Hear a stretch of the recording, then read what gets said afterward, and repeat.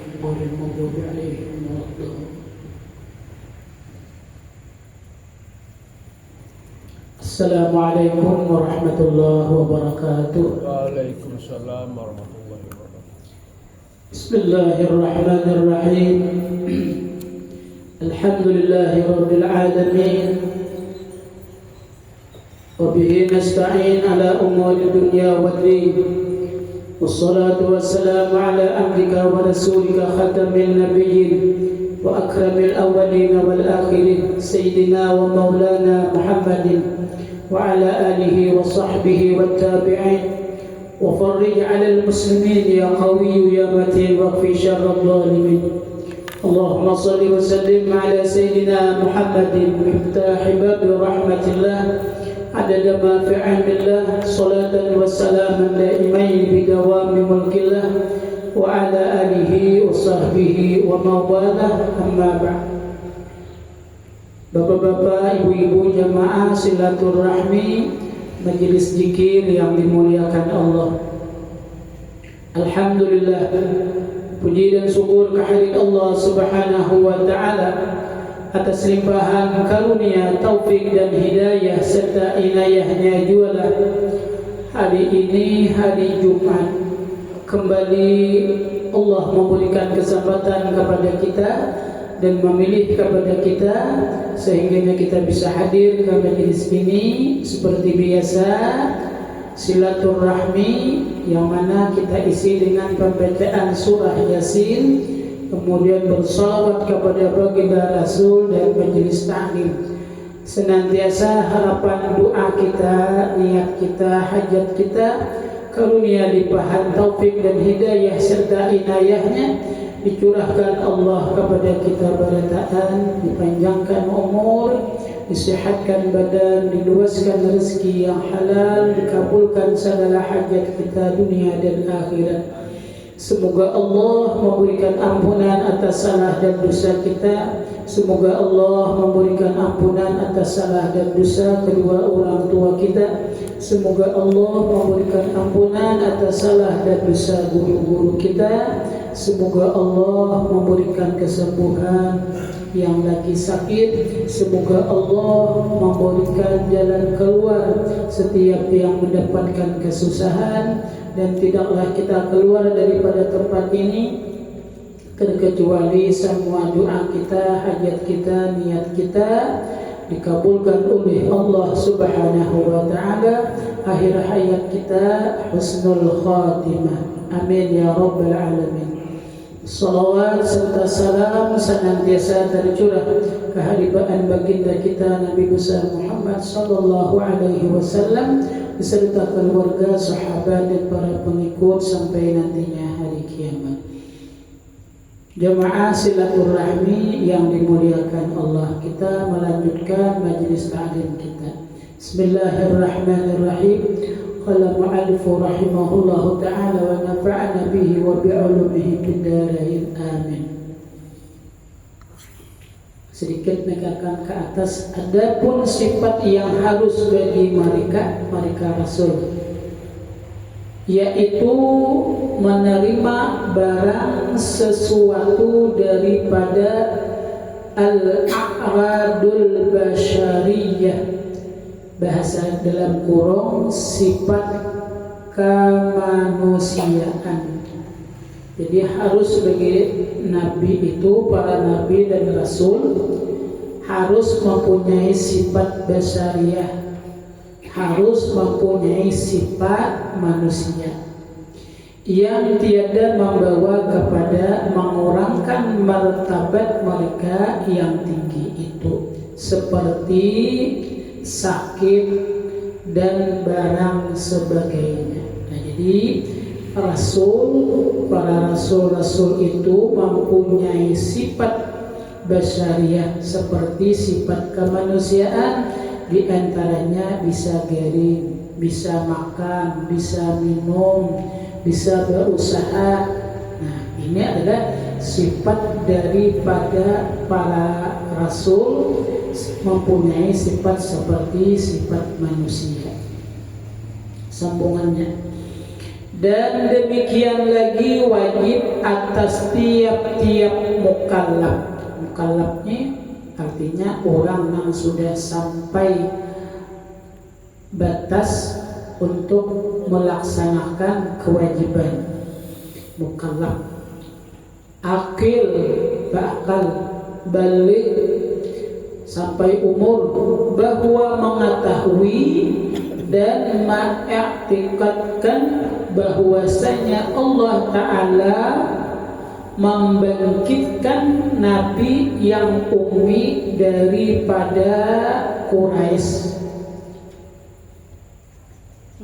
diperanakan di negeri Makkah Al-Mukarramah, dikuburkan di dalam negeri Al-Madinatul Munawwarah, namanya Muhammad sallallahu alaihi wasallam, yang anak Abdullah.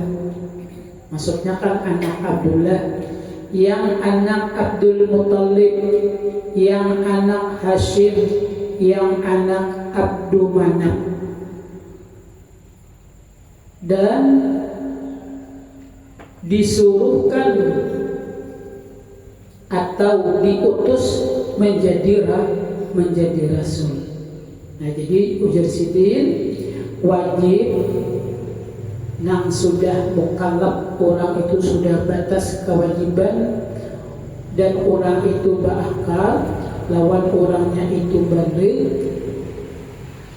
Nah, wajibnya itu orang seseorang itu mengiktikadkan, maksudnya hatinya yakin, meyakinakan bahwasanya Allah Ta'ala membangkit Nabi yang ummi daripada suku Quraisy, diperanakan atau dilahirkan di negeri Makkah. Nah, ini tuh maksudnya kan disuruh, diwajibkan tahu bahwasanya Allah itu membangkit atau mengangkat atau mengutus seorang nabi dari suku Quraisy, dilahirkan di Makkah, kemudian dikuburkan, wafat di Madinah. Nama sidin Muhammad anak Abdullah anak Abdul Muthalib, anak Hashim, anak Abdul Manaf. Nah, itu ujar sidin di sini wajib. Jadi wajib kita itu tahu, wajib mengetahui, dan juga diwajibkan juga untuk menyebut atau ingat nama sidin. Jadi Nabi itu dibangkit, diangkat, diutus adalah seorang ummi, kada bisa baca tulis. Nah, jadi mengiktikadkan artinya yakin, di dalam hatinya tuh meyakini bahwasanya Nabi itu diangkat hal keadaannya ummi, kada bisa baca tulis. Kemudian dia mengiktikadkan, meyakinkan bahwasanya Nabi itu adalah daripada suku Quraisy dan Nabi itu dilahirkan di Makkah, kemudian diwafatkan atau dikuburkan di Madinah. Nama sidin Muhammad bin Abdullah bin Abdul Muthalib bin Hashim bin Abdul Manaf. Ini hukumnya wajib.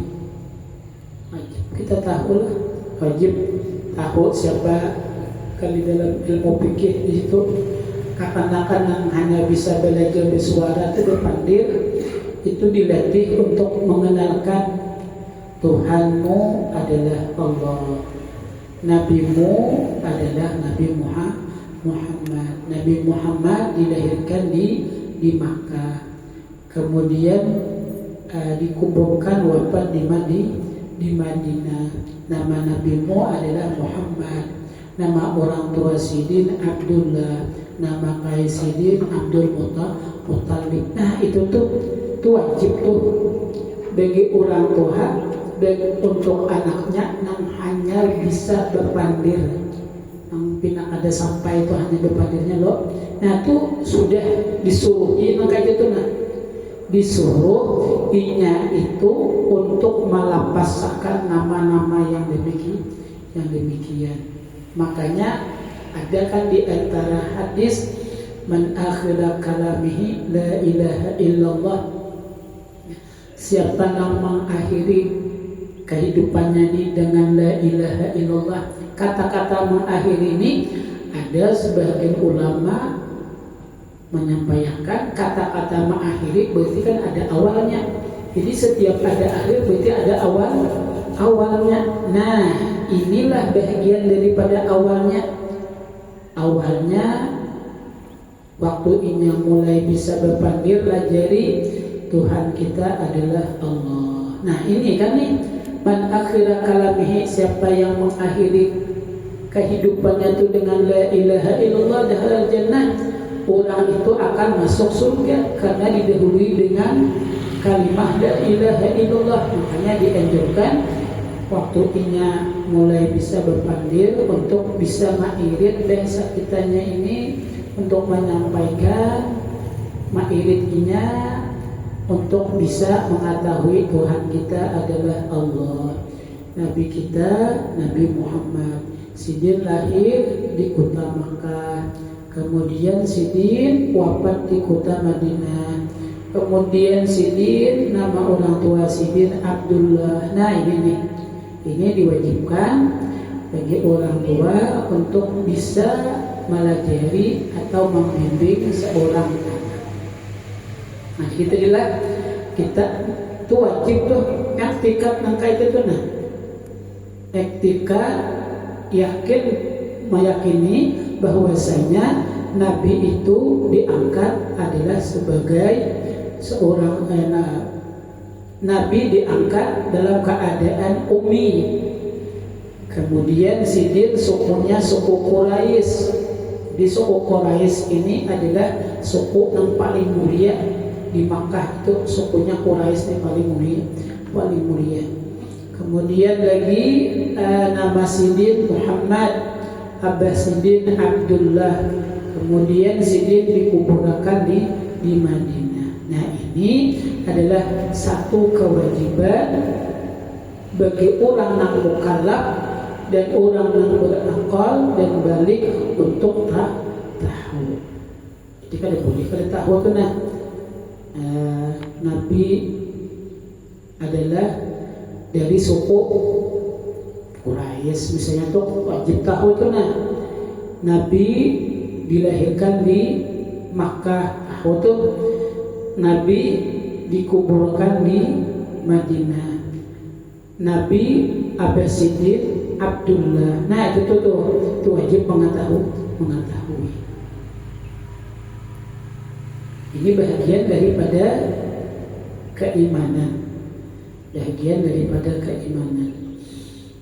Kemudian diutus menjadi rasul kepada sekalian Arab dan Ajam. Arab ini kan bangsa Arab, Ajam ini di luar daripada orang Arab, dan jin dan manusia. Nah jadi Nabi kita ini, Nabi Muhammad ini, dia adalah diutus oleh Allah untuk orang Arab dan selain daripada orang Arab untuk bangsa jin dan manusia. Jadi jin mempunyai nabi yaitu Nabi Muhammad. Nah jadi kan nabi ini kada khusus untuk para manusia, akan tetapi juga seluruh jin. Maka membinasakan atau menggantikan, bahasa orang Bali menggantikan atau menggantikan syariatnya itu akan segala syariat nabi-nabi yang dahulu. Artinya nabi kita ini mengganti syariat atau menyempurnakan syariat-syariat nabi yang dahulu. Jadi semuanya nabi kita yang menyempurnakan. Jadi memang akhlak sudah ada dahulu tuh, tetapi nabi kita yang menyempurnakan akhlak. Jadi nabi kita ini adalah menyempurnakan berataan, penyempurna. Jadi penyempurna. Jadi dikatakan setiap yang barang yang bersandar kepada yang mulia maka akan mulia. Seperti keluarga yang bersandar kepada baginda Rasul berarti keluarga yang paling mulia. Jadi keluarga yang paling mulia adalah keluarga baginda Rasul. Sahabat yang paling mulia adalah sahabat baginda Rasul. Umat yang paling mulia adalah umat baginda Rasul. Nah, jadi tatkala disandarkan kepada yang mulia maka juga ikut mulia. Dan demikian lagi wajib atas tiap, nah ini wajib lah, ini bagian daripada keimanan. Tiap-tiap akil balik itu membenarkan akan Nabi Muhammad pada sekalian yang dihabarkannya daripada Allah Subhanahu wa ta'ala. Nah, jadi juga orang nambah akal, orang nambah balik wajib membenarkan apa yang dihabarkan oleh Nabi. Jadi wajib yaitu adalah membenarkan apa yang dihabarkan oleh Nabi. Karena kan Nabi itu kalau berpandir, tidaklah Nabi itu berpandir terkecuali pemandiran Nabi adalah wahyu daripada Allah. Nah, jadi semuanya yang ada terucap dari Nabi itu memang semuanya wahyu dari Allah. Tindakan pun juga tingkah laku Nabi itu semuanya adalah dari Allah Subhanahu wa ta'ala. Makanya tatkala bisa mengikuti Nabi itu dari sisi apapun, maka dia akan mendapatkan nilai dari sisi apapun, karena semuanya di batang tubuh Nabi itu menjadi baik, batang tubuh sidin, tingkah laku sidin, perkataan sidin, semuanya itu adalah contoh tauladan. Sama ada perbuatan dunia yang dihabarkan Nabi tadi itu atau akhirat, nah itu wajib percaya, wajib membenarkan apa yang dihabarkan oleh Nabi, wajib membenarkannya. Kada boleh ia juanglah, kada boleh itu. Berarti kalau ia juanglah berarti keimanannya ya anggaplah umpamanya kurang sempurna, itu paling kada kurang sempurna. Kalau tidak itu bisa ditolak keimanannya. Nah, jadi membenarkan apa yang dihabarkan oleh baginda Rasul baik masalah dunia ataupun akhirat itu bahagian daripada kewajiban. Kada boleh yang dihabarkan oleh Nabi itu ragu, apalagi kada percaya. Makanya ragunya kada boleh, apalagi kada percaya. Karena apa-apa yang dihabarkan oleh Nabi diantaranya di sini yang dicontohkan. Dan bahwasanya tiada diterima iman, diterima iman lah. Kada diterima iman seseorang melainkan membenarkan. Berarti melainkan mutlak sudah jelas dah. Bukan kada sempurna, kada diterima. Kalau kada sempurna itu kan masih diakui lagi. Tapi kalau kada diterima itu mutlak ditolak. Nah, tidak diterima iman seseorang melainkan membenarkan akan barang yang dihabarkan oleh Nabi sallallahu alaihi wasallam akan kabar yang kemudian daripada mati.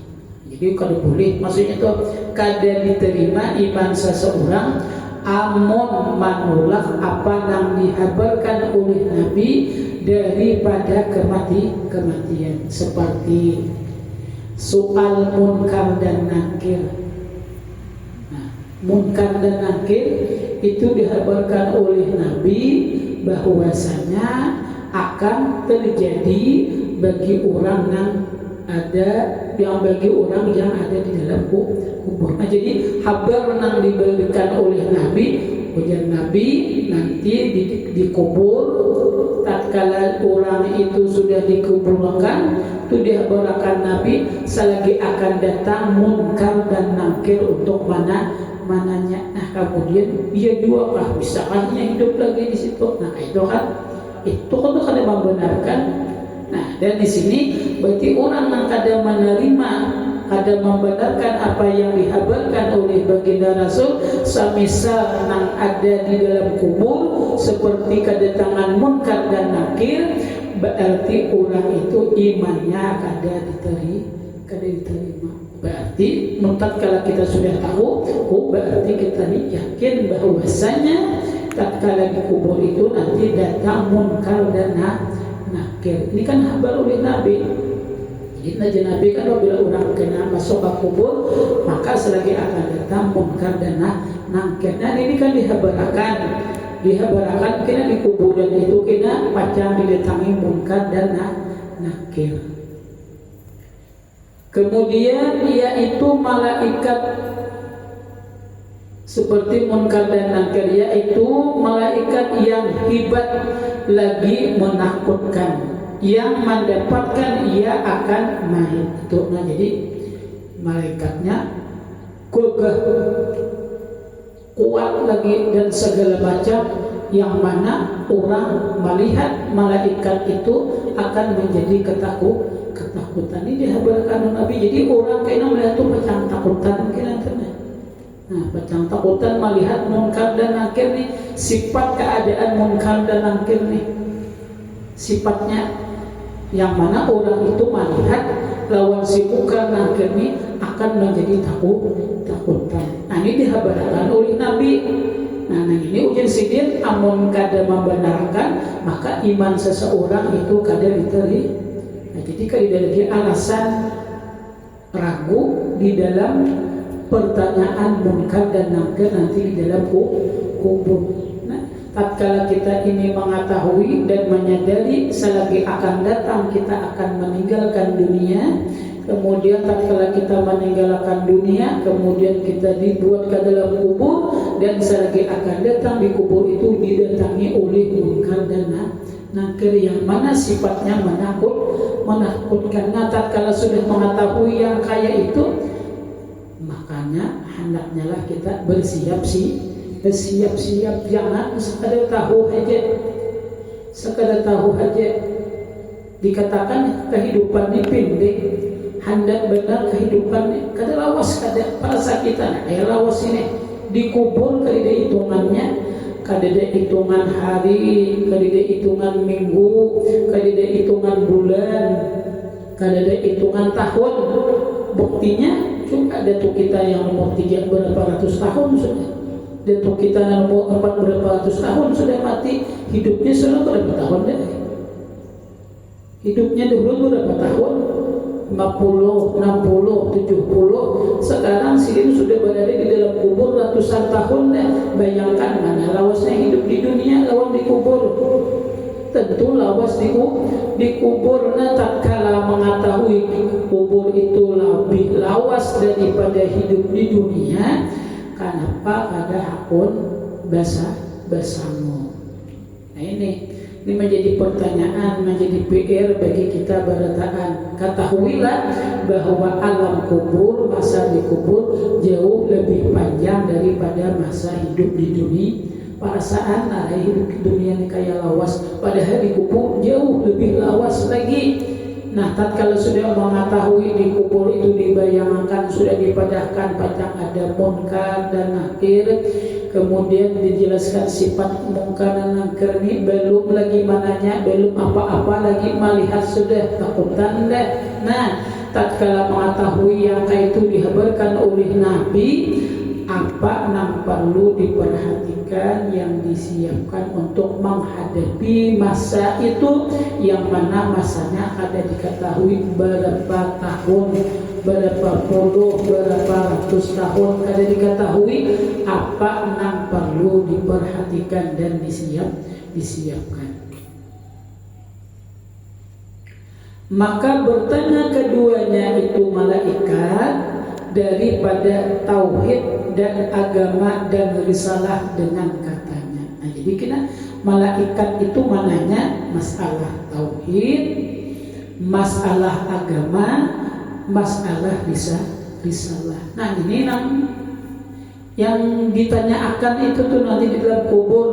Nah, ini yang dihabarkan oleh Nabi yang menjadi tulang ukur iman seseorang diterima kadanya, membenarkan kadanya, membenarkankah apa yang dihabarkan oleh baginda Rasul tentang masalah kubur. Kalau umpamanya ia membenarkan desa ada terjadi yang demikian, akan tetapi dia kadang memperhatikan kayaknya ini kan bunuh diri loh, tahu udah pacang jalannya sakit deh, kenapa ada bersiap-siap pada berhati-hati, tahu dah pacangan sakit nih sini apa jalanannya ada deh, kenapa ada bersiap-siap, kenapa ada berhati-hati, berarti kan ini bunuh diri, rugi benar loh, rugi daripada orang kada tahu. Mau orang kada tahu masih mendingan kada tahu pada dulu, dan ini sudah tahu sudah kenapa kan. Nah ini orang itu kada tahu lawan orang tahu jauh sanksinya beda. Kalau kada tahu kada usah banyak pandai, langsung aja beda alihinnya malah pahit mananya ini kada tahu juga.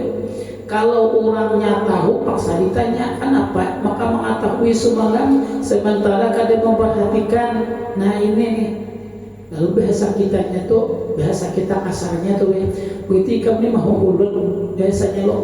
Jadi orang mau ulut ketimbang daripada orang kada tahu, kayaknya orang lebih mual dan mau ulut tuh. Itulah orang tuh tahu, orang tuh mau ulut lawan orang tuh kada tahu, kayaknya kan beda loh. Sariknya tuh beda. Mana mau ulut tuh kan orang mengetahui di ulut orang kan sarik loh. Sariknya orang yang mau ulut lawan kada mau ulut itu dengan kada tahu beda. Apa pertanyaannya? Di antaranya man rabbuka wa ma dinuka wa man nabiyuka. Nah itu di antaranya yang dihabarkan oleh Nabi tentang masalah kubur. Di atas tadi aman kada percaya, kada menerima, maka kada diterima iman. Berarti man rabbuka ini pasti ada yang di kubur, pasti ada, kada usah didaguakan lagi lah. Oh, kenapa kayak baginda malaikatnya kayak aku hidupnya kalau usah dipikirkan, yang penting yang jelas pasti akan terjadi naka ini, pasti terjadi. Nah jadi persiapan untuk menjawab man rabbuka ini kada cukup hafal ini, kayaknya cukup hafal aja kita. Ini nyaman kita bila malaikat menanya, pertanyaannya sudah kau tahu dah, sudah ada bocoran daripada baginda Rasul, pertanyaan man rabbuka kau hafali, kada cukup hanya hafal ini aja. Karena apa? Yang menjawab man rabbuka ini amal soleh, amalan gawian nang baik. Bila kada bagawian nang baik, kada pacang bisa menjawab nang ini. Amun seandainya orang itu bisa menjawab dengan man rabbuka, jangankan orang Islam, orang luar Islam dia banyak hafal ini man rabbuka nih. Dan orang jangankan orang Islam, orang yang kada Islamnya banyak hafal Al-Quran. Kita ada tahu, kita bilang di sini bang ada tahu. Jangankan orang Islam yang hafal hadis, yang banyak orang yang kada Islam dia banyak yang hafal hadis. Nah jadi pertanyaannya man rabbuka, siapa Tuhanmu? Nah, ini kan masalah tauhid nih, masalah tauhid. Siapa Tuhan ikam? Nang pertanyaan di dalam kubur tuh kena itu kena Tuhan ikam siapa? Jadi mau kada belajar ilmu tauhid, malihailah menjawab nang kayak gitu. Kemudian wama dinuka, apa agama ikam, agamamu apa? Agamamu ini apa?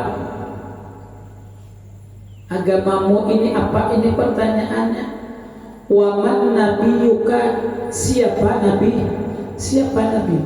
Nah, jadi pertanyaannya masalah tauhid, masalah agama, dan masalah risalah. Masalah kenabian, pertama masalah tauhid Tuhan ditanyakan, kemudian masalah agama apa, kemudian masalah nabi, risalah siapa nabimu. Nah, dan kedua malaikat itu yaitu permulaan fitnah. Nah, jadi datangnya malaikat ke dalam kubur itu untuk mananya seseorang yang ada di alam kubur, itulah fitnah yang pertama. Jadi fitnah yang pertama bagi seseorang yang masuk ke dalam alam kubur yaitu datangnya dua orang malaikat. Permulaan adalah, nah bila nyenang itu betarus lagi gitu. Jadi pemulaannya itu dulu. Sesudah itu, jadi pemulaan fitnah yang datang di dalam kubur itu adalah datangnya dua orang malaikat. Kemudian daripada mati, dan demikian lagi wajib atas mereka itu percaya akan siksa kubur bagi orang yang maksiat. Nah, jadi dihabarkan oleh Nabi bahwasanya di dalam kubur itu ada tempat siksaan tatkala orang itu melakukan maksiat. Jadi orang yang bermaksiat di alam kubur sudah mendapatkan siksa. Dihabarkan Nabi orang bermaksiat kaina biasa kitanya kok kaina di dalam kubur dapat siksa. Itu tuh maksudnya tahu tuh dihabarkan Nabi. Dan kesenangan kubur bagi orang yang beribadah. Nah, jadi orang yang mendapatkan kesenangan di dalam kubur tuh ujian Nabi kena adalah orang yang ahli beribadah. Jadi orang bermaksiat kena di kubur dapat siksa, orang beribadah kena mendapatkan kesenangan, mendapatkan kenikmatan. Nah, jadi kubur itu awal daripada akhir perjalanan nantinya. Kenapa? Awalnya sudah tahu dah kalau di dalam kubur itu dia mendapat siksa, berarti ini akhir perjalanannya ini sudah bayangan dah masuk neraka. Apabila dia dalam kubur itu mendapatkan kesenangan, berarti sudah ada isyarat dia akan masuk surga. Makanya kubur itu hufratan min hufarin niran. Kubur itu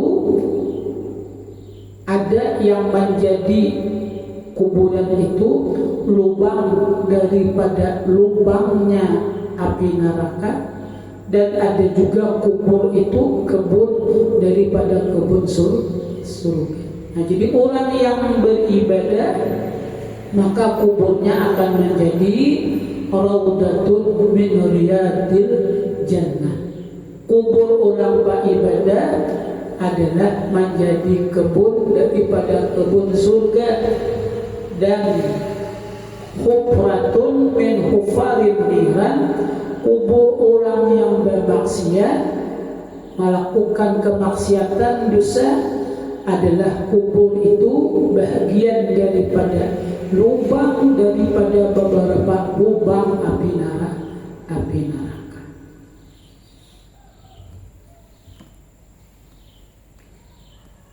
Maka jika menyiksa Allah Ta'ala akan orang yang berbuat maksiat,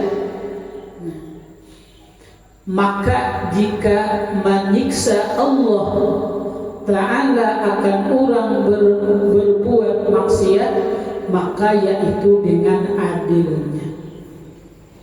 Nah, jadi kalau Allah Ta'ala itu menyiksa, itu dengan keadilan Allah. Kan ada al-adil lolo asmaul husna. Nah, itu dengan keadilan Allah. Dan jika memberi kesenangan, kenikmatan di dalam kuburnya itu Yang berbuat taat maka yaitu dengan anugerahnya Allah. Jadi orang itu disiksa karena Allah adil. Orang itu diberikan kenikmatan, Allah memberikan anugerah. Nah, jadi bahasa kitanya itu apa nang digawinya itu juga kena yang akan diperolehnya. Inya baik akan mendapatkan baik, amun inya jahat akan mendapatkan yang kada baik juga. Secara umumnya tuh apabila orangnya bagus maka Allah memberikan anugerah. Apabila orang itu katuju maksiat, Allah meletakkan keadilannya. Allah akan mengandak keadilannya kepada orang maksiat, yaitu adalah menyiksa. Bukan Tuhan kada sayang kada, tapi Allah kan punya adil. Allah punya keadilan.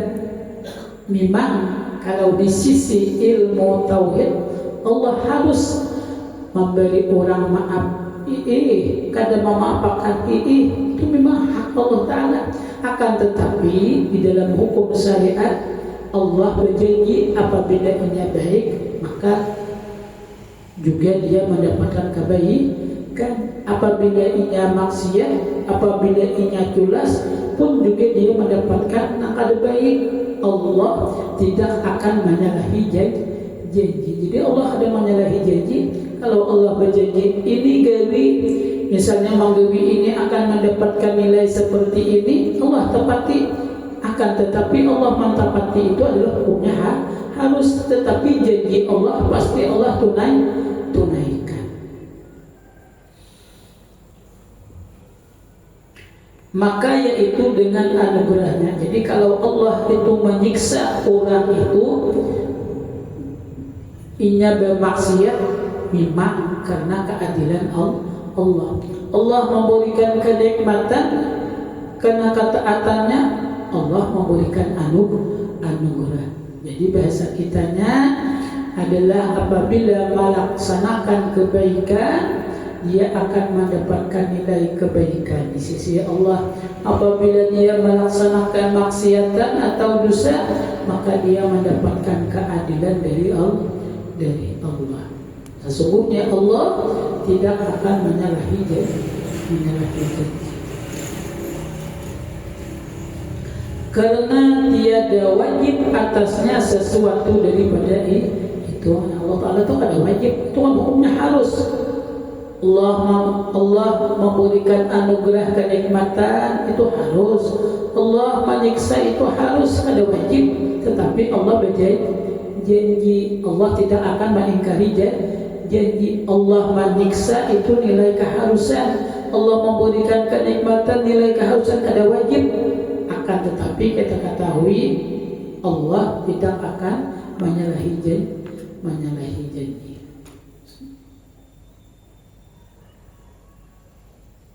Jam 5, jam 7 lah. Cukup sampai itu dulu. Nah, jadi di antaranya tadi pelajaran kita hari ini singkatnya adalah ujar sidin bagi nang mukallaf balik bagi ba'aka. Di antara nomor 1 adalah dia tahu bahwasanya Nabi itu diangkat menjadi Rasul adalah seorang ummi. Sidin lahir di kota Makkah, dimakamkan atau dikuburkan di Madinah. Nama Sidin Muhammad bin Abdullah bin Abdul Muttalib bin Hasim bin Abdi Manaf. Kemudian apa yang dihabarkan oleh Nabi baik masalah urusan dunia dan akhirat dia wajib membenarkan. Akan mendapatkan sanksi tidak diterima iman seseorang apabila mengingkari. Di antaranya yang dihabarkan oleh Nabi yaitu masalah kubur, yaitu di antaranya adalah datangnya dua orang malaikat Munkar dan Nakir. Yang mana dua orang malaikat ini adalah permulaan fitnah yang terjadi terhadap orang ahli kubur. Dan pertanyaan yang akan ditanyakan oleh Munkar dan Nakir itu mengenai tauhid, agama, dan risalah. Man rabbuka itu masalah tauhid, siapa Tuhanmu. Kemudian wa madinuka itu masalah agama, apa agamamu. Kemudian wa man nabiyuka, siapa nabimu, ini masalah risalah. Dan sifat daripada Munkar dan Nakir ini tadi adalah menakutkan. Demikian yang kita pelajari pada hari ini. Mudah-mudahan yang demikian ini menambah ilmu pengetahuan lawan kita, sehingga keimanan kita tambah hari, tambah naik, sehingga bisa sempurna iman kepada Allah dan iman kepada baginda Rasul. Amin ya rabbal alamin. Demikian yang Allah sampaikan, dan ucapkan terima kasih. Salah hilaf dan mohon ampun maaf.